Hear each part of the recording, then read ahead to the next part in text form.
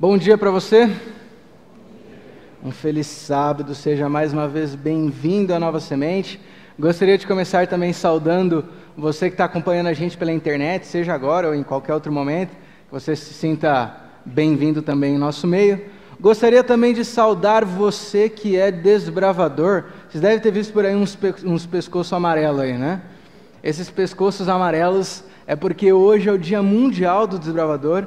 Parabéns a você. Que você continue servindo a Deus como um desbravador também. Antes de começarmos, tem um recadinho para você especial aqui, direto do meu ponto. No Palco, não amanhã, no próximo domingo, nós teremos a próxima edição do No Palco, dia 27 de setembro. Lembrando sempre que a arrecadação dos ingressos é para o projeto comunitário da comunidade da Fábrica. Teremos a presença de Estevão Queiroga e Felipe Valente. Não esse domingo, o próximo, os ingressos você já pode ir atrás no palco, não deixe de estar presente. Tudo bem? Hoje, no nosso momento de estudo aqui, nós vamos iniciar uma nova série. Semana passada encerramos a série sobre Daniel, nos Jardins da Babilônia. E hoje iniciaremos a série Por Você. Essa é a série que estaremos estudando nas próximas semanas. Abra sua Bíblia, por isso, em Marcos capítulo 10. Será nosso primeiro texto de estudo. Enquanto você abre, eu queria fazer uma pergunta para você. Marcos capítulo 10. Enquanto você abre, dá uma olhada para essa tela. Olha bem essa imagem, esse título, Por Você. O que você pensa quando você vê essa imagem, quando você vê esse tema? Por exemplo, você estava lá em casa e de repente recebeu na internet o convite para participar dessa nova série. Qual foi a temática que veio à sua mente que talvez seria abordado? Pensa bem. Vou ser sincero para você que quando eu peguei a primeira vez o tema para pensar o que ia falar, as primeiras frases que vieram à minha mente foram as seguintes: Jesus morreu por você. Pensou isso também? Deus deu tudo por você. Jesus se entregou por você. Foi mais ou menos o que você pensou também? Também pensei a mesma coisa. Interessante que daria uma bela mensagem, né? Se a gente pensar bem, daria um sermão bonito, tá? A gente poderia falar sobre isso. Agora, eu não fiz nenhum estudo sobre esse tema, um estudo mais aprofundado sobre esse resultado, mas acredito que esse pensamento do que Jesus fez por nós, ele reflete talvez um pouco do nosso raciocínio cultural e social. Como assim? É o raciocínio do consumidor. E eu vou te explicar por quê. Já aconteceu alguma vez de você entrar numa lanchonete, num restaurante, numa loja, seja qual for, interessado no produto que está sendo oferecido ali, mas o vendedor te atende tão mal que parece que você está fazendo um favor, que ele está fazendo um favor para você de te atender, e você se revolta e vai embora. Já aconteceu com vocês? Tem uns aqui que já do tipo assim, pastor, aconteceu ontem, você não sabe? Teve um dia, um sábado à noite, eu e a Amanda, minha esposa, nós estávamos procurando um local para jantar, era no período de férias, e a gente resolveu experimentar alguma lanchonete perto de casa. Então a gente deu uma passada ali de carro, vendo quais eram as opções que tinha, e uma lanchonete específica chamou nossa atenção, nós paramos o carro para tentar. Quando entramos, o local estava mais ou menos vazio, umas 3 ou 4 mesas só ocupadas, sentamos. E no momento que nós pegamos o cardápio, tivemos nossa primeira decepção: o preço. Aparentemente, ao invés de fio de ovos, estavam usando fios de ouro na receita. Era a única coisa que explicaria o preço naquela altura. Mas como a gente estava querendo experimentar, escolhemos um lanche mais pagável, digamos assim, e pedimos. Depois de um bom tempo de espera, o lanche chegou e tivemos nossa segunda decepção. De fato, não ia ouro na receita e não valia o preço que estava sendo cobrado. Uma decepção. Resumindo a ópera, na hora de pagar, eu pedi uma nota fiscal para o garçom. Eu já tinha feito o pagamento, pedi uma nota fiscal, ele anotou meu CPF e foi lá dentro buscar a nota. E ele foi. E foi.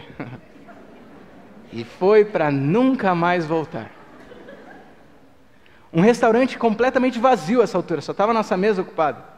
E sem exagero nenhum, depois de mais de 20 minutos, pacientemente esperando a bendita nota, eu desisti e chamei a garçonete que estava sentada, porque não tinha mais ninguém para atender. Chamei ela e falei assim: moça, a gente está aguardando uma nota, é possível, está difícil, como é que é? A gente espera, não espera? Ela falou: você está esperando a nota? Já venho então. Menos de 2 minutos depois, a nota estava na minha mão. O que havia acontecido não foi problema na máquina nem nada, simplesmente o garçom tinha esquecido da nota e nós estávamos lá bem belos esperando a nota aparecer, que não ia aparecer. A gente saiu tão revoltado daquele restaurante que eu e a Amanda, a gente se prometeu que nunca mais ia botar o pé naquele lugar, e de fato aconteceu. Nunca mais entramos naquele lugar. Por quê? Eu entrei lá para ser atendido, eu sou um consumidor, eu sou um cliente, eu estou pagando, eu tenho que ser bem servido. Eu estou pagando para isso, eu sou consumidor, mas a sensação que eu tive lá dentro é que eles estavam fazendo um favor para mim, e eu era só um peso a mais na lista de favores que eles estavam atendendo ali. Me senti muito mal. Já se sentiu assim? Eu paguei, eu tenho que ser bem servido? Como consumidor, eu mereço um bom serviço. Você sabe que o grande problema dessa filosofia de vida consumidora é que muitas vezes nós atribuímos esse mesmo pensamento para o nosso relacionamento com Deus. Muitas vezes nós buscamos a Deus apenas interessados no que Ele tem para nos oferecer em troca. Qual o serviço que Deus tem para me prestar?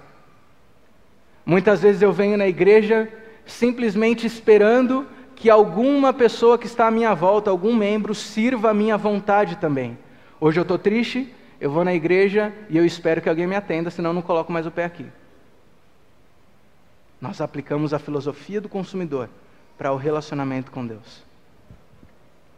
O grande problema é que quando nós vemos a frase "por você", nós esquecemos que essas mesmas palavras que podem ser atribuídas para demonstrar o que alguém pode fazer por você, elas também podem indicar o que deve ser feito por você mesmo, através de você, por você. Essas mesmas palavras que podem indicar o que podem servir a você, elas podem indicar a sua missão de serviço. Serviço.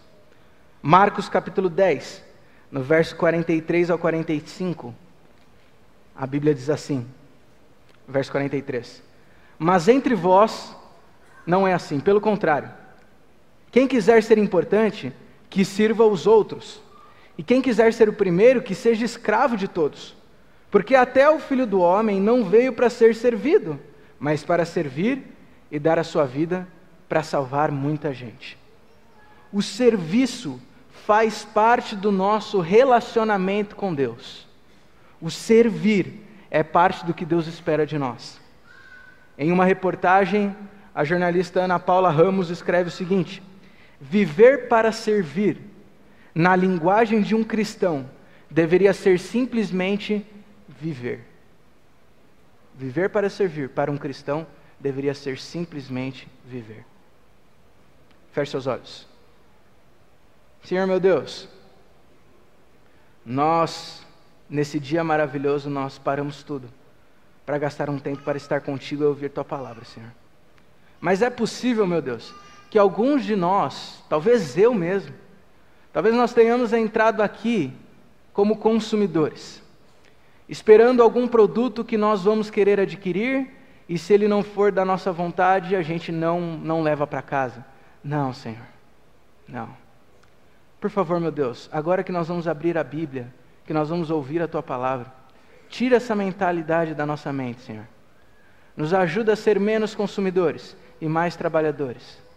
Nos ajuda a entender qual é o plano que o Senhor tem para a nossa vida como servidores Teus, e o que o Senhor pretende fazer por nós, através de nós. Nós oramos em nome de Jesus. Amém.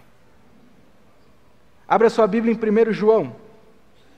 Livro de 1 João, lá no finalzinho da Bíblia. 1 João. Você sabe que o serviço, ele é um ato de amor. Servir é um ato de amor. Você serve alguém, você auxilia alguém quando você tem um apreço por essa pessoa, quando você tem um amor por essa pessoa em alguma dimensão. Servir é um ato de amor. E quando falamos desse tipo de amor, o discípulo que mais menciona esse assunto é o discípulo João. No seu evangelho, João se auto-intitula, digamos assim, o discípulo amado. Depois, lá nas suas cartas à igreja primitiva, ele de novo vai mencionar como funciona esse amor, para que serve esse amor.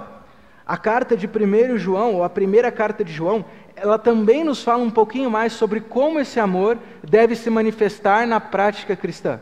Por isso, eu gostaria de, com você, nos próximos minutos, analisar, através do livro de 1 João, 3 características desse amor que nos leva ao serviço. Se para que eu seja um servo, se para que eu tenha que perder a mentalidade de consumidor no relacionamento com Deus, eu preciso amar, então nós vamos ver 3 características que esse amor que nos leva ao serviço deve ter. Tudo bem? Todas baseadas em 1 João. E a primeira característica do amor que nos leva ao serviço é que esse amor é responsável. O amor que nos leva ao serviço, ele é responsável. 1 João capítulo 3, no verso 11, ele diz assim, 1 João 3, 11. Porque a mensagem que ouvistes desde o princípio é esta, que nos amemos uns aos outros. Não segundo Caim, que era do maligno, e assassinou seu irmão. E por que o assassinou? Porque as suas obras eram más, e as de seu irmão justas. A Bíblia, em diversos trechos, nos incentiva, nos leva a amar o nosso próximo, a desenvolver o amor. E na verdade, mais do que isso, a Bíblia diz que quando eu não sinto amor ou apreço pelo meu próximo, o que eu vou sentir, na verdade, em alguma dimensão, é uma rejeição. Ou eu amo, ou de alguma forma, em níveis diferentes, eu rejeito meu irmão. Um grande exemplo que nós temos disso, que a própria Bíblia cita, é Caim. Lá em Gênesis capítulo 4, nós temos a história de Caim e Abel, onde os 2 primeiros irmãos da história da humanidade têm uma briga, ou melhor, os 2 devem oferecer um sacrifício, o sacrifício de Abel é aceito, de Caim é rejeitado por Deus, e Caim fica revoltado com Deus e desconta isso em Abel, e Caim mata Abel. E qual era o motivo do assassinato de Caim? Simplesmente porque Abel acertou e ele errou. O motivo do assassinato foi inveja. O mais curioso é que no mesmo capítulo, mas no verso 9, logo depois do assassinato, Deus começa a buscar Caim para dialogar com ele. E quando Deus busca Caim, Deus pergunta sobre Abel, como se Caim tivesse que prestar contas a Deus sobre Abel. Como se Caim fosse responsável por Abel e agora Deus questionava ele. Responsabilidade. Caim, de certa forma, era responsável por Abel.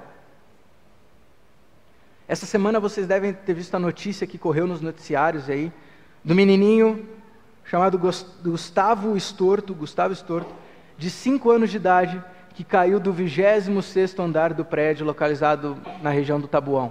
Você deve ter lido alguma coisa sobre isso. 5 anos de idade. Menininho com a mochilinha nas costas, acordou no início da noite, colocou uma cadeira em cima da outra, e a gente não sabe exatamente porquê, mas por acidente subiu na janela do banheiro e acabou caindo. 26º andar. Que tragédia, coisa terrível. Interessante que quando os policiais viram o caso, a primeira suspeita do que tivesse acontecido era de que a mãe fosse culpada. A mãe ou o namorado supostamente teriam jogado a criança pela janela. Essa era uma suspeita. Seria uma coisa pior ainda, mais terrível ainda. Depois, analisando algumas câmeras de segurança, foi comprovado que, na verdade, a mãe não estava no apartamento no momento do acidente. O menino caiu do prédio e 2 minutos depois, a mãe chegou em casa. Então, de fato, ela não era culpada. Foi comprovado que ela era inocente, não tinha nada a ver, e o que aconteceu foi um trágico acidente. Mas o mais curioso é que mesmo com a comprovação de que a mãe fosse inocente, a mãe agora deve, nos próximos dias, ser indiciada por homicídio culposo, que é aquele homicídio quando você não tem intenção de matar. E tudo isso por negligência, porque ela deixou um menino de 5 anos sozinho em casa. Veja, a mãe não matou o filho e já é comprovado, a mãe não tem culpa de fato do que aconteceu, mas como ela era responsável pelo menino, ela é quem leva a culpa do acidente. Responsabilidade. Responsabilidade. O que nós vemos na Bíblia é que assim como aquela mãe era responsável pelo menino, e agora ela vai ter que prestar contas por isso, nós também somos responsáveis pelo nosso próximo. Nós que conhecemos a Deus, nós somos responsáveis por aqueles que ainda não conhecem a Deus. E mais, nós prestaremos contas sobre eles. No final da nossa mensagem aqui, eu vou no final citar um texto de Mateus capítulo 25, aonde nós vemos Deus cobrando aqueles que deveriam ser salvos, porque não atenderam seus irmãos que estavam em necessidade. Nós somos responsáveis quanto ao nosso próximo. Você é responsável pela transformação do seu irmão, do seu próximo? Até porque se eu fui transformado por Jesus, eu preciso levar essa transformação adiante. O amor que nos leva ao serviço, em primeira instância, ele é responsável. Segunda característica desse amor que nos leva ao serviço, além de responsável, esse amor ele é prático. O amor que nos leva ao serviço é prático. Capítulo 3 ainda, no verso 16 e 18, nós lemos assim: nisto conhecemos o amor que Cristo deu a sua vida por nós, e devemos dar a nossa vida pelos irmãos. Ora, aquele que possui recursos deste mundo, e vir a seu irmão padecer necessidade, e fechar-lhe o seu coração, como pode permanecer nele o amor de Deus? Filhinhos, não amemos de palavra nem de língua, mas de fato e de verdade.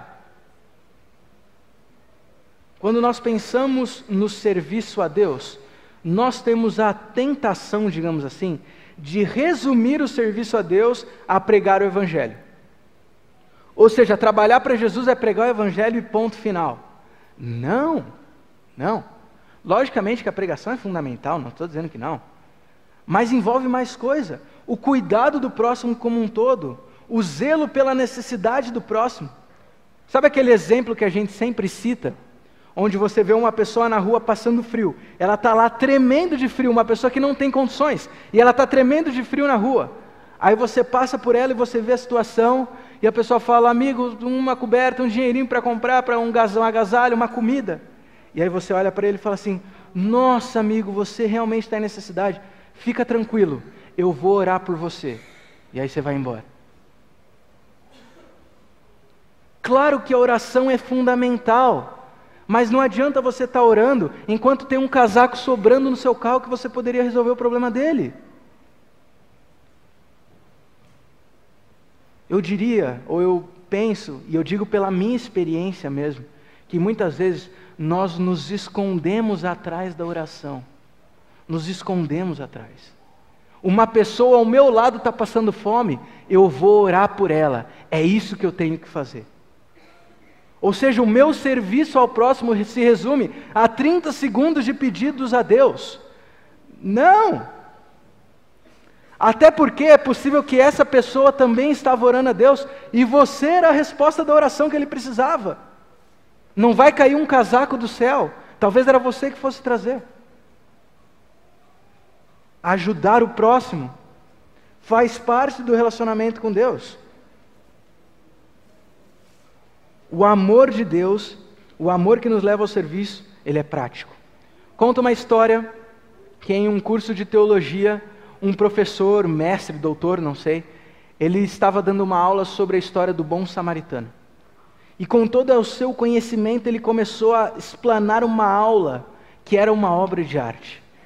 Os alunos cada vez mais encantados com o que estava sendo falado. Um silêncio absoluto na sala. E todos admirados com a maestria que o professor tinha ao explicar o tema do bom samaritano. Ao final da aula, a abordagem que o professor fez foi tão profunda que grande parte dos alunos estavam emocionados, chorando pela mensagem passada ali. Que lindo é o amor que Deus espera que nós tenhamos pelo próximo. Quando acabou a aula, todos se colocaram de pé e aplaudiram o professor. Ao final, bateu o sinal, depois daqueles minutos ou horas de aula, os alunos se levantaram e saíam da sala comentando como havia sido maravilhosa aquela aula. Só que a aula do professor de fato não havia terminado. Ele tinha preparado um teste para perceber o quanto daquele assunto havia sido assimilado. Então ele combinou com um amigo que se fantasiou, digamos assim, se vestiu de mendigo e se colocou na calçada, na porta da faculdade, bem na entrada, pedindo comida, pedindo ajuda. Para a decepção do professor, a todos aqueles alunos que saíram emocionados da sala, por quão grande é o amor que nós devemos ter pelo próximo, todos eles passaram batido pelo mendigo e nenhum parou para ajudar aquele que estava em necessidade. Eles haviam acabado de aprender sobre o amor ao próximo, mas não entenderam que isso tem que ser prático. Apenas criaram mais um conceito teórico em sua mente. Como diz o final do texto que nós lemos, não amemos de palavra nem de língua, mas de fato e de verdade. O amor que Deus espera que tenhamos, o amor que nos leva ao serviço, ele é prático, ele é de verdade, ele não é só teórico. E a terceira característica desse amor, além de responsável, além de prático, esse amor, ele é transcendente. Esse amor, ele é transcendente. No capítulo 4 de 1 João, nós vemos no verso 11 e 12, nós lemos o seguinte, capítulo 4, verso 11 e 12. Amados, se Deus de tal maneira nos amou, devemos nós também amar uns aos outros. Ninguém jamais viu a Deus, mas se amarmos uns aos outros, Deus permanece em nós, e o seu amor é em nós aperfeiçoados.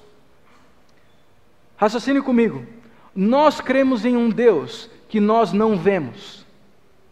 Nós cremos em um Deus que nós não vemos. Você adora um Deus que você nunca abraçou, que você nunca cheirou, que você nunca encostou, um Deus que você nunca viu. Mas você, pela fé, consegue ter a convicção da existência de Deus. Até pela fé você consegue ver Deus, digamos assim. Mas como isso acontece? Como que você desenvolveu essa fé? Isso aconteceu porque um dia, de alguma maneira, através de alguém, você experimentou a obra de Deus. Você experimentou o milagre de Deus. Você experimentou na sua vida o poder de Deus. Então você começou a desenvolver a sua fé. Então você passou a ver Deus pelos olhos da fé. Ainda assim, é bem verdade que algumas vezes nós duvidamos do poder de Deus. E a gente tem dificuldade de ver qual é o caminho que Deus está trilhando. Agora pense comigo. Se eu que creio em Deus tenho dificuldade de vê-lo, imagina essa multidão que está aí fora, que nem mesmo crê em Deus. Como que ele vai ver Deus? Ele nem mesmo crê em Deus. Eu me lembro em 2012, já citei algumas vezes que eu estava no Uruguai, participando de um trabalho evangelístico, e um dos métodos que nós utilizávamos era passar de porta em porta, batendo nas casas e oferecendo estudos bíblicos para as pessoas. Me lembro que um desses dias eu bati numa das portas e saiu uma menina ainda do ensino médio. E antes a gente fazer algumas perguntas para a pessoa, e eu descobri que ela era ateia. Ateia, viu? Fui pesquisar. Feminino de ateu é ateia. Então eu descobri que ela era ateia. Mas ela não era aquela ateia que tem como religião o ateísmo, sabe? Defensora, com unhas e dentes. Não. Ela simplesmente não cria em Deus. E estava bem assim. Aí ela comentou que era ateia, eu continuei a pesquisa ali, a entrevistinha, e no final a gente oferecia um estudo bíblico. Aí eu falei para ela assim, olha, eu sei que você não crê em Deus, tal, mas já que estamos aqui, né, você gostaria de estudar a Bíblia? Sei lá, de repente não tem nada a perder, né? Ela falou assim, pode ser. Eu falei, sério? Então tá bom, então vamos estudar a Bíblia. Marcamos um dia, na semana seguinte voltei naquela casa para estudar a Bíblia com aquela pessoa. Só que agora eu tinha um problema. Durante a semana eu fui pensando, o nosso estudinho, o nosso roteiro de estudos da Bíblia, ele começa com um estudo mostrando de que a Bíblia é digna de confiança porque ela é a palavra de Deus. Mas eu pensei, como que eu vou falar para uma pessoa que a Bíblia é a palavra de Deus, se ela nem mesmo crê em Deus? Ela vai olhar para mim e vai falar, ok, eu não acredito nisso também. Eu falei, o que eu vou falar para essa menina? Não tem isso no roteiro. Conversei com um amigo meu e nós pesquisamos um dia antes na internet diversos artigos e matérias e pesquisas arqueológicas demonstrando por A mais B que é necessário, tem que haver um Deus Criador, não é possível que tudo veio do nada. E eu recolhi todo esse material e levei lá para ela. Aí sentamos, por cerca de 1 hora conversamos, e eu falei, veja essa matéria, veja esse artigo, veja esse cientista, pá. No final, sabe o que eu descobri? Não adiantou de nada. Mais ou menos 1 hora conversando, não mudou absolutamente nada. No final da conversa eu creio em Deus, ela não crê em Deus, estamos iguais. Você já passou por isso? Tentar falar de Deus para uma pessoa que não crê em Deus, e aí parece que quanto mais você fala, mais ela rejeita, e mais você quer enfiar o evangelho goela abaixo para ela. Já passou por isso? Vai por mim, não adianta, não funciona. Sabe por que aquela menina não estava sendo convencida pelos meus argumentos? Por um motivo muito simples. Ela não estava interessada. Ela não estava interessada. Ela não cria em Deus e estava bem assim. Ela não queria ser convencida de que Deus existia. Então eu poderia mostrar Deus na frente dela. Ela não ia acreditar porque ela não queria ver. Por isso que quando uma pessoa não quer conhecer de Deus, não adianta você falar de Deus. Ela não consegue enxergar Deus, porque ela não crê. Ok, pastor, então o que nós temos que fazer? O mesmo processo que você passou, essa pessoa tem que passar também. Um dia, se você está aqui hoje, é porque um dia alguém, há sei lá quantos anos atrás, ela mostrou Deus na sua vida, e você tem que mostrar Deus para ela, falando? Não. Você tem que mostrar a obra de Deus para ela, porque foi como aconteceu com você. Você experimentou o milagre de Deus, então você passou a crer, então você passou a ver Deus. Ela tem que conhecer a obra de Deus, mas pastor, como ela vai ver isso? Através da sua vida. A sua vida vai ser a pregação para ela de que Deus existe, de que Deus ama ela, de que Deus chama ela. E isso se faz nas pequenas coisas. Quer ver um exemplo? Manhã de segunda-feira, todo mundo chateado no trabalho porque é segunda-feira. E você chega com um sorriso, dando bom dia para quem está à sua volta. Você está mostrando Jesus para essa pessoa. Coisa simples. Por exemplo, o seu amigo, ele perdeu alguém recentemente. E você manda uma mensagem para essa pessoa que não crê em Deus. Você manda uma mensagem para ela dizendo assim, eu estou orando para que Deus te conforte nesse momento da perda. Você está sendo Jesus para essa pessoa. Um colega seu de trabalho, de repente alguém de um outro departamento, alguém que tentou passar o pé em você, ele ficou doente e está internado no hospital, e você vai lá, separa um tempo e visita ele. Você está sendo Jesus para essa pessoa. Quando você está no futebolzinho da empresa, ao invés de xingar quem não te passou a bola, ou conseguir para você um lateral que não foi, seja honesto, seja tranquilo, você está sendo Jesus para os seus amigos. Nas pequenas coisas, nós demonstramos o poder de Deus. E é assim que as outras pessoas passam a ver Deus, passam a crer em Deus. A nossa vida. Eu devo servir o meu próximo de tal maneira, a tal ponto, que eu torne visível o amor do Deus invisível.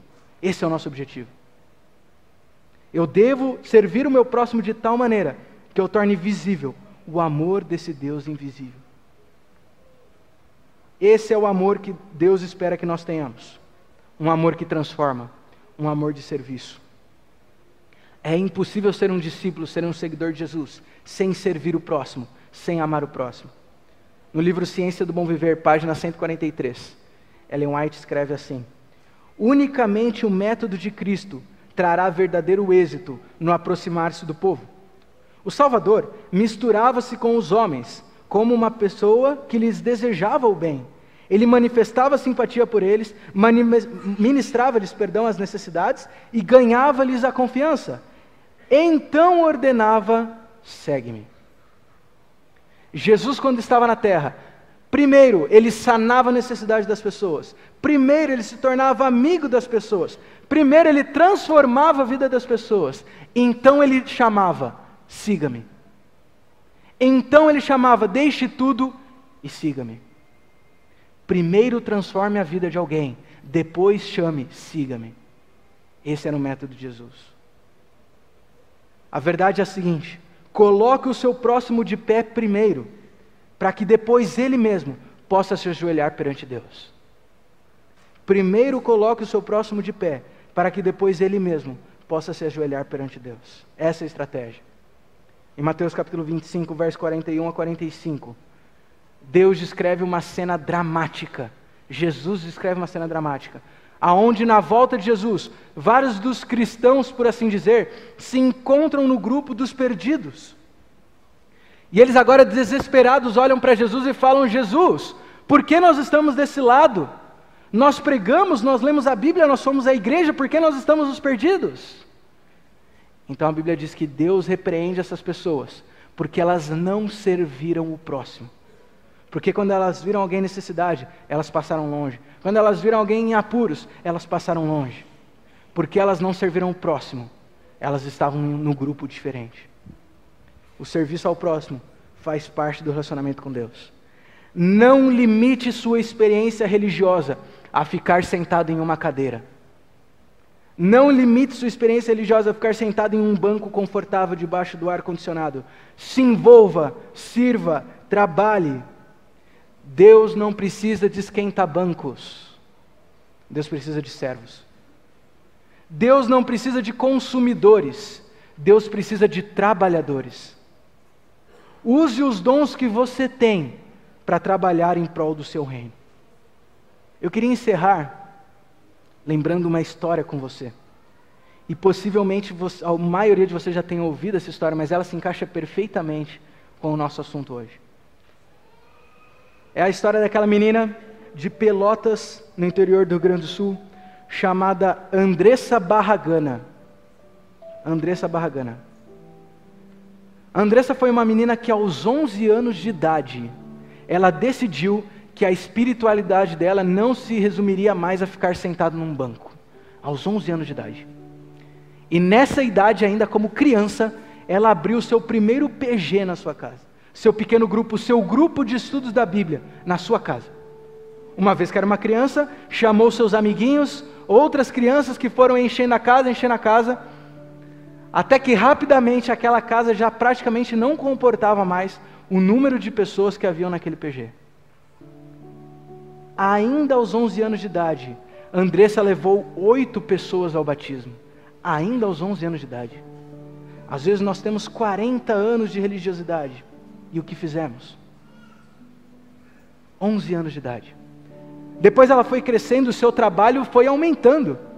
Aos 13 anos de idade, a rotina semanal da Andressa envolvia um programa na rádio do bairro que falava de Jesus, uma rádio pequenininha. Ela ia fazer um programa sobre Jesus, tudo isso depois de estudar de manhã. Depois no outro dia, ela visitava asilos para fazer companhia para aquelas pessoas sozinhas. Em outro dia ela fazia PGs na sua casa, grupo de estudos da Bíblia na sua casa. Havia um outro dia que ela fazia um trabalho de artesanato na sua casa, porque a comunidade que ela morava era muito pobre. Então ela começou a dar aulas de artesanato para que as famílias pudessem fabricar e vender e ganhar um troquinho para ajudar na renda familiar. Veja, aos 13 anos de idade, uma vida devotada ao serviço. O testemunho da Andressa se tornou tão poderoso que ela começou a pregar em diversas igrejas. Diversas igrejas. Até que um dia, aos 14 anos de idade, num sábado pela manhã, a Andressa estava no carro, se dirigindo à sua igreja, porque mais uma vez ela pregaria a palavra de Deus. Quando num cruzamento, um caminhão veio no outro sentido, bateu no carro e tirou a vida de Andressa. Uma vida devotada ao serviço, mas que durou apenas 14 anos. Apenas entre aspas. O testemunho que ela deixou, o legado que ela deixou nos mostra que com 14 anos de vida, Andressa levou mais de 100 pessoas ao batismo pela sua influência. Uma vida devotada ao serviço. E o que mais me chama a atenção na história dela são as palavras, as frases dela. Andressa não era uma pessoa de estudo aprofundado, era uma criança ainda, uma adolescente. Andressa não era uma filósofa. mas suas palavras eram profundas.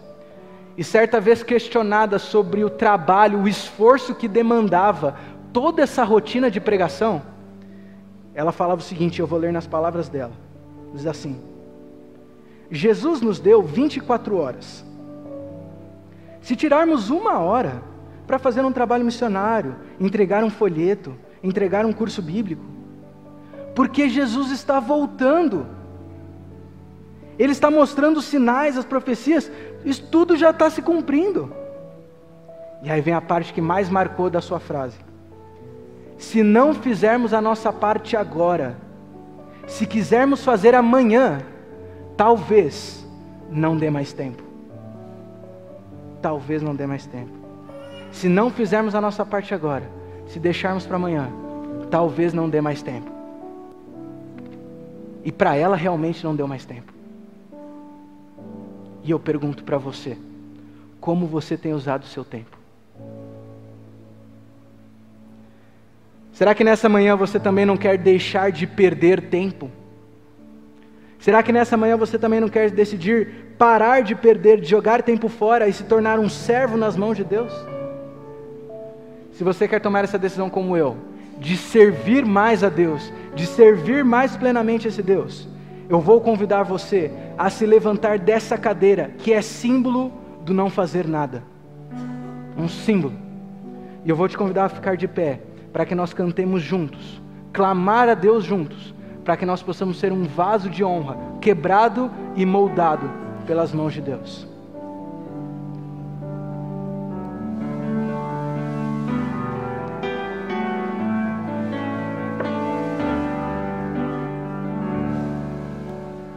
Eu quero ser um vaso de honra, moldado pelo Senhor,